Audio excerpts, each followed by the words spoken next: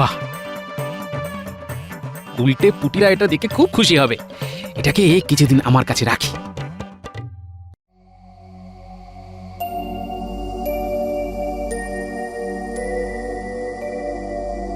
গোপাল, সর্বনাশ হয়েছে। এই দেখো দেখো, দুধের কি হাল হয়েছে। এ কি, কে করেছে? জানি না গো গোপাল দাদা, জানি না, কিছু দেখিনি গো, কিভাবে যে পড়ে গেলাম। উফ উফ বাবা রে। ও ও নাও নাও নাও, তুমি বিশ্রাম নাও। তুমি বরং সুস্থ হও, তারপর দেখছি। ওর সুস্থ হতে হতে না আমি বড় লোক হয়ে যাব। যা অর্থ পাবো তা রাজকোষে দেব। আমাদের রাজকোষের অবস্থা তো আমি জানি মহারাজ। ধন্য ধন্য বিজ্ঞানী। তোমার মতো করে সবাই যদি এই দেশের কথা ভাবতো তাহলে কত ভালো হতো বলো তো। তা বিজ্ঞানী, তুমি কবে যাবে? কাল সকালে মহারাজ, কাল সকালে প্রথম ফেরিতে আমি যাব। গোপাল, তোমার সাথে আমার কিছু একান্ত কথা আছে। সভা শেষ হলে তোমাকে কিছু দায়িত্ব দেব। আপনার কাজে লাগতে পেরে নিজেকে ধন্য মনে করব বিজ্ঞানী। বাবা, খুব যে ভাব। হ্যাঁ, কি মন্ত্র দেবে কে জানে, তবে জানতে হবে। এইভাবে মাথায় হাত দিয়ে বসে থাকলে কিছু হবে? বীজ ধান না কিনলে চাষ করবে কি করে? তাই তো ভাবছি, এবার যে এইরকম অবস্থায় পড়বো ভাবিনি গো। গোপাল দাদার কাছে একবার চেয়ে দেখো না। উনি তো মাঝে মধ্যেই আমাদের সাহায্য করেন, কিন্তু এত বেশি টাকা গোপাল দাদা কোথায় পাবে? তবু তবু আজ একবার বলে দেখবো, রাজবাড়ি থেকে ফেরার পথে গোপাল দাদার সাথে দেখা করব। বলুন বিজ্ঞানী, কি বলবেন বলেছিলেন? গোপাল, আমি কাল খুব সকালে চলে যাব, তাই আজকেই তোমার সাথে আপাতত শেষ দেখা। গোপাল, তুমি জানো আমার এই পরীক্ষা কেন্দ্রের উপরে কতজনের নজর রয়েছে। আমি তোমাকে ছাড়া আর কাউকে বিশ্বাস করতে পারি না। তোমার কাজ হলো প্রতিদিন একবার নিয়ম করে একটু দেখাশোনা করা, এই আর কি। বিজ্ঞানী, আমার সব বিষয় সম্পর্কে জানবার খুব আগ্রহ, তাই আমি আপনার এই পরীক্ষা কেন্দ্রে এসে অনেক কিছু জানবো। আপনাদের মতো জ্ঞানী গুণী মানুষের কাছ থেকে একটু একটু করে জেনে জেনে আমার জানার পরিধি আমি বাড়িয়ে নিচ্ছি। তুমি তুমি ধন্য গোপাল, ধন্য। তোমার এই সততার জন্য আমি তোমাকে এত ভালোবাসি। এই নাও ঘরের চাবি, সাবধানে রেখো। আসি। আপনার এই পরীক্ষা কেন্দ্র সম্মানের সাথে রক্ষা করব বিজ্ঞানী।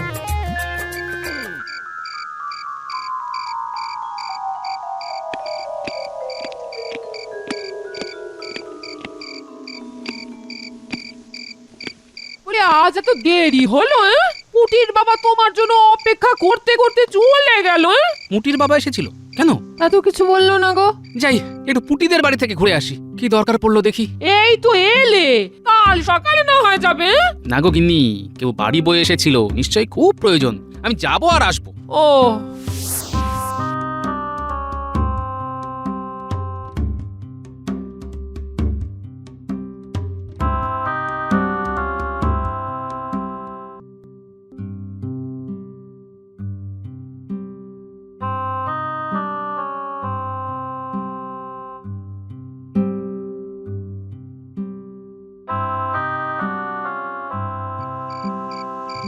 পুটি, পুটি।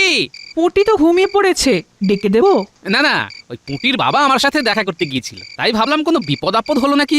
গোপাল দাদা, বীজ ধান কেনার পয়সা নেই, আমাকে কিছু টাকা ধার দিতে পারবে? এই রে, আমার তো হাত একদম খালি, মাসের শেষ।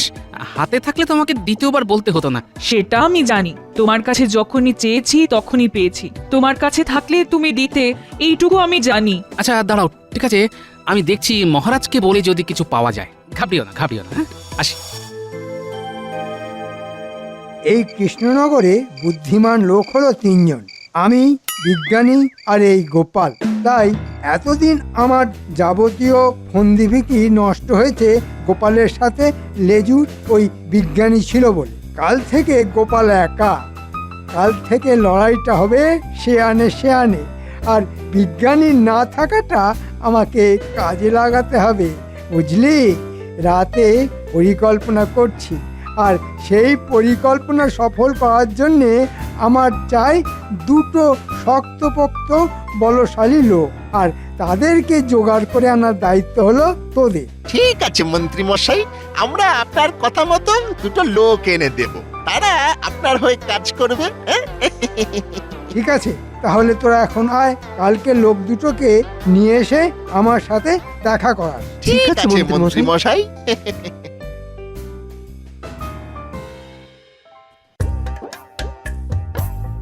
বিজ্ঞানী সকালে বিদেশে চলে গেছে পুরস্কার আনতে। এটা আমাদের কত বড় আনন্দের খবর। মহারাজ, আনন্দের মাঝে একটা খারাপ খবর আছে। এই খরাতে চাষিদের খুব ক্ষতি হয়েছে, বীজ ধান কেনার পয়সা নেই। বলছিলাম যে ওই রাজকোষ থেকে কিছু অর্থ কি বরাদ্দ করা যায়? দেখো গোপাল, রাজকোষ শূন্য, কিভাবে কি হবে ঠিক বুঝতেও পারছি না। তোমার কথা শুনে না আমার খুব কষ্ট হচ্ছে গোপাল। এই তো সুযোগ, হ্যাঁ, কারো পৌষ মাস, কারো সর্বনাশ। হ্যাঁ, এই খরা আমায় নড়া ধরে দাঁড় করিয়ে দেবে। গোপাল, আমি দেখছি কিভাবে এই সমস্যা থেকে আমার রাজ্যের প্রজাদের আমি বার করে নিয়ে আসতে পারি। নবাব বাহাদুরকে কি খবর পাঠানো যায়? আমিও তাই দেখছি। কাল দুধ পাঠাই, দেখি নবাব আপৎকালীন ব্যবস্থার জন্য কিছু ঋণ দিতে পারেন কিনা। প্রহরী, দুধকে খবর পাঠাও, দেখি নবাব বাহাদুর কি বলেন। এই রে, নবাব বাহাদুর যদি মহারাজকে সাহায্য করে তবে আমার পরিকল্পনা একগাল মাছি। না না না না, কিছু একটা করতে হবে, কিছু একটা করতে হবে, কিন্তু করবোটা কি সেটাই তো বুঝতে পারছি না। আমি আগ বাড়িয়ে কিছু বলতে গেলেই গোপাল ঠিক ধরে নেবে। দেখি কিছু একটা উপায় তো করতে হবে। দুধ, তুমি কাল সকালে মুর্শিদাবাদ যাও আমার একটা বার্তা নিয়ে। মন্ত্রী, দুধকে তুমি বুঝিয়ে দাও আর চিঠিটাও লিখে দাও। এই তো সুযোগ এসেছে। মহারাজ নিজে হাতে সুযোগ করে দিলেন। দূত, তোমাকে মুর্শিদাবাদ যেতে হবে। নবাবকে জানাতে হবে আমাদের রাজ্যে খরাতে খুব ক্ষতি হয়েছে, আমাদের কিছু অর্থ সাহায্য লাগবে, রাজকোষ শূন্য, ঋণ লাগবে। মহারাজ, আমি আপনার হয়ে পত্র লিখে দিচ্ছি, আপনি শুধু সই করে দেবেন। ঠিক আছে, ঠিক আছে।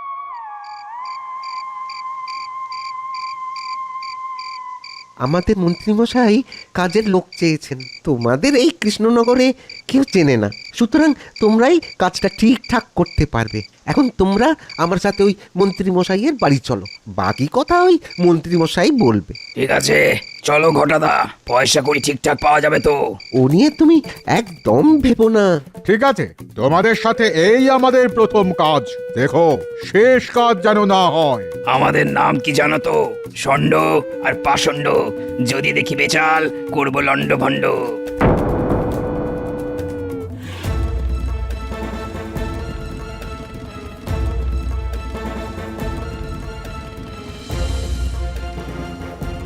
মন্ত্রীমশাই, ও মন্ত্রীমশাই, মন্ত্রীমশাই। আয় আয় আয়, কেউ দেখেনি তো? না না না না না না, কেউ দেখেনি। আরে বটা কই? বটার ধুম জ্বর, শুয়ে আছে। মন্ত্রীমশাই, এই যে আপনি ওই বলেছিলেন সেই মতো লোক এনেছি। কাজটা পারবে তো? পাঁচিল ভাঙা থেকে আঁচিল তোলা, সব আমাদের বাঁ হাতের খেলা। পয়সা পেলেই শুরু কাজ, হাত চালালেই শুরু নাচ।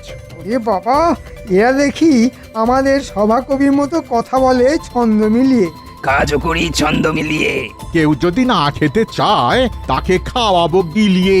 একটা ছোট্ট কাজ করে দেখাও দেখি। কত ছোট্ট বলুন দেখি? কাল সকালে দুধ মুর্শিদাবাদ যাবে, তোমরা দুজন এমন কিছু করবে যাতে করে ও না যেতে পারে। বেশি বাড়াবাড়ি না, হ্যাঁ? শুধু একটু দেব ছুঁয়ে, দুধ পড়বে ভুঁয়ে। ঘটা তোমাদের দুধকে চিনিয়ে দেবে। তাহলে ঘটা, কাল সকালবেলা শুরু আমাদের খেলা।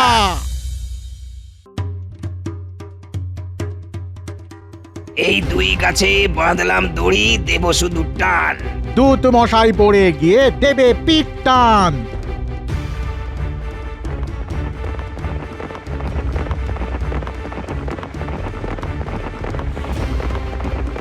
এই কেউ আসছে, এই লুকিয়ে পড়, লুকিয়ে পড়।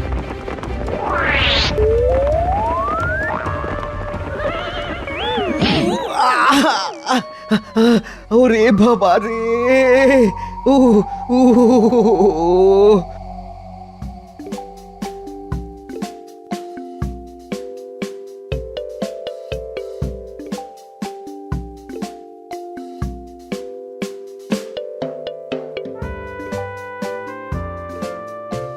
পুটির মা, বাড়ি আছো? ওমা কি সৌভাগ্য! মন্ত্রীমশাই আমাদের বাড়ি। আহা, এত উত্তেজিত হবার কি আছে?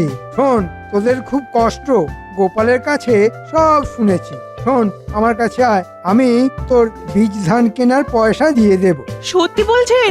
আমি মিথ্যে বলার লোক নয় পুঁটির মা।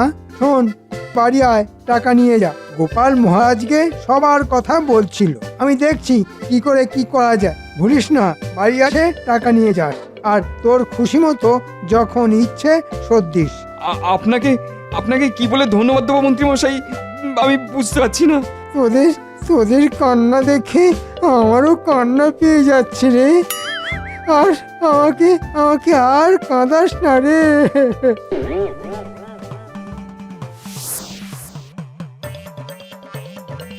বাবা, কত জিনিস, কত আবিষ্কার! দেখি, হ্যাঁ, আতস কাঁচ। বাবা, এর গুণাগুণ সব লেখা আছে। দেখি তো বইটাতে কি লেখা আছে। এই কাঁচের মধ্যে দিয়ে ছোট জিনিসকে বড় দেখায়। দেখি তো, ওরে বাবা, কি বড় লাগছে জিনিসগুলো। এটা নিয়ে যাব, বাচ্চাগুলোকে দেখাবো, ওরা খুব মজা পাবে। আর কি লিখেছে দেখি। হ্যাঁ, সূর্যের আলোকে এক বিন্দুতে রাখলে এটা তাপ উৎপন্ন করে। ওরে বাবা, তাই নাকি? বাইরে কি দেখবো, দেখি তো।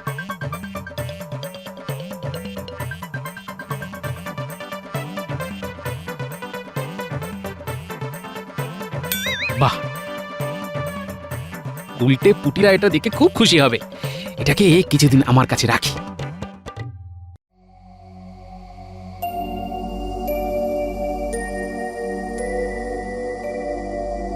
গোপাল, সর্বনাশ হয়েছে। এই দেখো দেখো, দুধের কি হাল হয়েছে। এ কি, কে করেছে? জানি না গো গোপাল দাদা, জানি না, কিছু দেখিনি গো। কিভাবে যে পড়ে গেলাম! উফ উফ বাবা রে! ও ও নাও নাও নাও, তুমি বিশ্রাম নাও। তুমি বরং সুস্থ হও, তারপর দেখছি। ওর সুস্থ হতে হতে না আমি বড় লোক হয়ে যাব। তাহলে এবার কি হবে? দেখছি কাকে পাঠানো যায়। যাকেই পাঠান মহারাজ, সবারই হাল হবে বেহাল। শোন, এই নে, এই লাল পুঁটুলিতে 100 সোনার মোহর আছে। আপনি আপনি ভগবান মন্ত্রীমশাই। নে, এইবার এই কাগজটাতে সই করে দে। কাগজে সই? এই যে টাকাটা দিলাম, একটা কিছু তো আমার কাছে রাখবো। আরে তোর কিসের চিন্তা? হ্যাঁ, বাড়িটা বন্ধক রাখছি না তো। ওরে না না, আমাকে দেখে কি তোর সুদঘর মনে হয়? হ্যাঁ, আমি তো এই রাজ্যের মন্ত্রী, রাজার পর আমিই আছি। নে নে, যা, কাল তাড়াতাড়ি বীজ ধান কিনে চাষাবাদ শুরু কর। তাহলে আমি এখন যাই।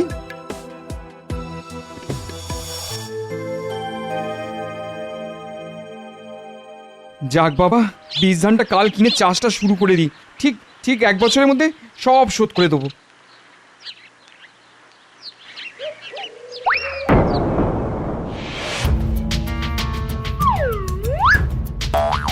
হই হই হরি, টাকা দিয়ে ছুটি। সর্বনাশ, এই টাকা নিয়ে চলে গেল। এবার কি হবে?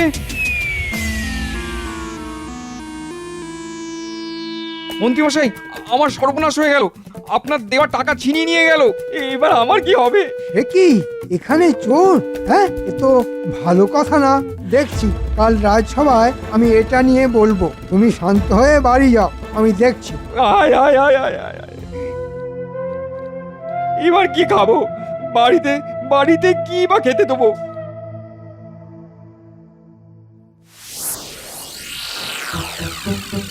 আপনার জিনিস এই নিন।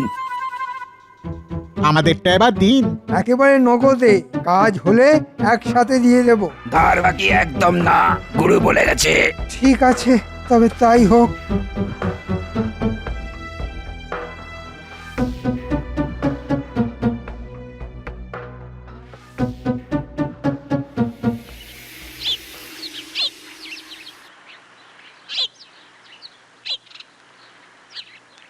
কি গো পুটির বাবা, এভাবে বসে আছো কেন? কপাল কপাল গোপাল দাদা, মন্ত্রীমশাই আমাকে 100 মোহরের একটা পুঁটলি দিলেন বীজ ধান কেনার জন্য। সেটাও ছিনতাই হয়ে গেল। একটা করে বলো, একটা করে বলো, কে টাকা দিয়েছে? মন্ত্রীমশাই। বাহ, তবে তো ভালো। মন্ত্রীমশাই বদলে গেছেন তাহলে, কিন্তু ছিনতাই হলো কিভাবে? মন্ত্রীমশাই বাড়ি থেকে বেরিয়ে কিছু দূর গেছি, আচমকা দুজন বেশ সন্না মতন লোক আমার হাত থেকে মোহরের পুটলিটা নিয়ে চলে গেল। এবার মন্ত্রীমশাই ঋণ আমি শোধ করবো কি করে? দেখছি, ওটা নিয়ে ভেবো না, বুঝিয়ে বলা যাবে কোন। তুমি এখন বাড়ি যাও, আমি মহারাজকে বিষয়টা জানাচ্ছি। যাও যাও যাও, বাড়ি যাও, বাড়ি যাও। মহারাজ, আমাদের কৃষ্ণনগরে দুজন চোরের আবির্ভাব হয়েছে। তারা কাল পুঁটির বাবার কাছ থেকে মন্ত্রীমশাইয়ের দেওয়া মোহরের পুটলি ছিনতাই করে নিয়ে চলে গেছে। এবার কি হবে? ভাবনায় ভাবনায় কি দিন যাবে। গোপাল, কি করি বলো তো? একে রাজকোষ শূন্য, খরায় সব শেষ। এর মধ্যে যদি ছিনতাইবাজ এসে আমার গরিব প্রজাদের চুরি করে নিয়ে যায়, তবে তারা খাবেটা কি? না না না, এ আমি কিছুতেই বরদাস্ত করব না। কিছু একটা করতেই হবে। কিন্তু মন্ত্রীর আসতে এত দেরি হচ্ছে কেন? এই যে, তুমি কোথায় ছিলে বলো তো মন্ত্রী? কি ভয়ঙ্কর ঘটনা ঘটে গেছে জানো? আমি সব জানি মহারাজ। কাল পুঁটির বাবা আমার কাছে এসেছিল। আমি বীজ ধান কেনার জন্য ওকে 100 মোহর দিয়েছিলাম। কি করা যায় মন্ত্রীমশাই? এভাবে তো চলতে পারে না। গোপাল, আমি এটা নিয়ে খুব চিন্তিত। এদিকে ভোলা ময়রার বড় মেয়ের বিয়ে, হাতে টাকা নেই। আমি আবার কিছু টাকা দিয়ে এলাম। ধন্য ধন্য মন্ত্রী, আমি একসময় তোমাকে কত খারাপ কথা বলেছি। আজ মনটা সেজন্য খুব খারাপ লাগছে। সে তো দোষ করেছিলাম, তাই গালমন্দ করেছিলেন। আমাকেও ক্ষমা করে দিন মন্ত্রীমশাই, আমি অনেক খারাপ কথা বলেছি। ভুলে গেছি সব গোপাল। এই মুহূর্তে আমাদের রাজ্য খুব খারাপ অবস্থার মধ্য দিয়ে চলছে। এখন পুরনো কিছু মনে করার সময় নেই। আমাদের একজোট হয়ে লড়তে হবে। আপনি ঠিক কথাই বলেছেন, আমাদের একসাথে একজোট হয়ে কাজ করতে হবে। ওই ছিনতাইবাজ লোক দুটোকে ধরতে হবে যত তাড়াতাড়ি সম্ভব।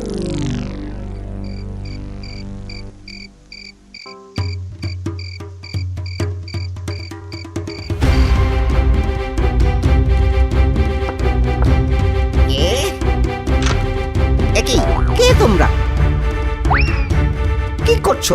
এই লাল পুটুলি নিয়ে ভাবছি ভাই। তোমার কথা শোনার সময় নাই। একই মানে ওই লাল পুটুলি নিয়ে ভাবছো মানে?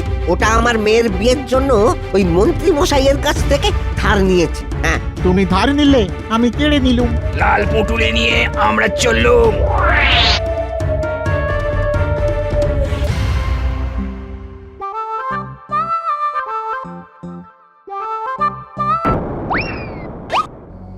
আরে, ওটা তো ঘটা, সাথে ও দুটোকে নতুন মনে হচ্ছে। শুনতে হবে কি বলছে, রহস্য ওখানেই আছে।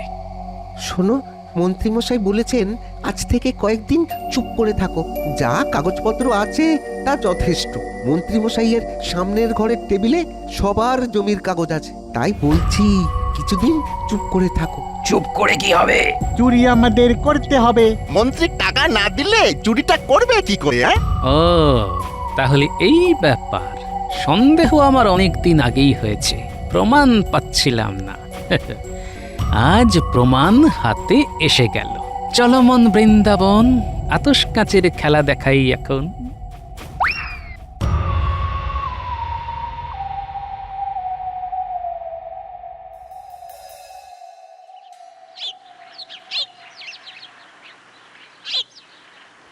এই দেখ, এইটাকে বলে আতশ কাঁচ। এটাকে দিয়ে ছোট জিনিসকে বড় দেখা যায়। বাহ, কি সুন্দর! গোপাল দাদু, যদি আতশ কাঁচ দিয়ে চোরগুলোকে দেখা যেত তবে কত ভালো হতো। হবে রে, হবে। তবে চোর ধরবো খালি চোখে। চোরকে প্রায় ধরি ধরি করে ফেলেছি। আর শোন, আতশ কাঁচে আরেকটা কাজও হয়। কি কাজ গোপাল দাদু? দেখবি? তবে দেখ।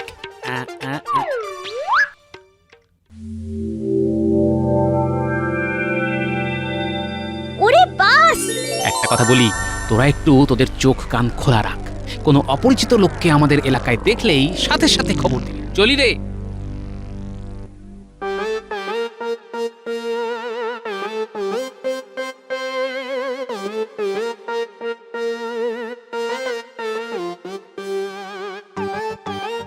উল্টে ন্যাপলা, তোরা সবাই মিলে এই আতশ কাঁচ নিয়ে মন্ত্রীর ঘরে যা। তারপর সামনের ঘরে দেখবি কাগজের স্তূপ চাপা দেওয়া আছে। আমি যেমন ভাবে শুকনো পাতা জ্বালিয়েছিলাম সেইভাবে কাগজগুলোকে জ্বালাতে হবে। পারবি তো? পারবো। উঠিমা, মনে রাখিস তোর বাবাকেও কিন্তু ঠকিয়ে কাগজে স্বাক্ষর করে নিয়েছিল ওই মন্ত্রী। কাজটা আমরা ঠিকভাবেই করব। মন্ত্রী, এই মুহূর্তে শূন্য রাজকোষে কিছু অর্থ সাহায্য করতে পারো? পারি মহারাজ, কিন্তু সেটা পেতে হলে আমার একটা কাগজে স্বাক্ষর করতে হবে। হ্যাঁ, কিসের কাগজ? এই কাগজে লেখা থাকবে আজ থেকে এই প্রাসাদ সংলগ্ন জমি সব আমার, রাজা আমি, আপনি নয়। রাজি থাকলে বলুন। পেটে পেটে এই ছি ছি ভাবতেই পারছি না। ছন্দে বলো সভাকবি, ছন্দে বলো। আনন্দে ছন্দ আসে, আপনাকে দিই। ছন্দ মিলিয়ে দিলাম, আমি ঠিক। হ্যাঁ, আমি রাজি। দাও দাও, কোথায় তোমার কাগজ? দেখাও দেখাও কাগজ। মহারাজ চলুন, আতশ কাচের খেলা দেখতে চলুন, ওখানেই না হয় কাগজে সই করবেন। গোপাল এসেছো? মন্ত্রী, খুব ভালো খেলা খেলেছিলেন মন্ত্রী মশাই, কিন্তু ওই সব ভালো তার, শেষ ভালো যার। তুমি কি বলছো? আপনার শেষটা ভালো নয় মহারাজ, কথা নয়। এখন চলুন, বিজ্ঞানী নেই, কিন্তু বিজ্ঞানীর হাতিয়ার আপনাকে বাঁচিয়েছে। চলুন, আতশ কাচের খেলা দেখবেন চলুন। সেনাপতি, বট গাছের তলায় বটা আর দুজন অপরিচিত লোক বসে আছে, ওই লোকগুলোকে বন্দি করুন। ঠিক আছে গোপাল।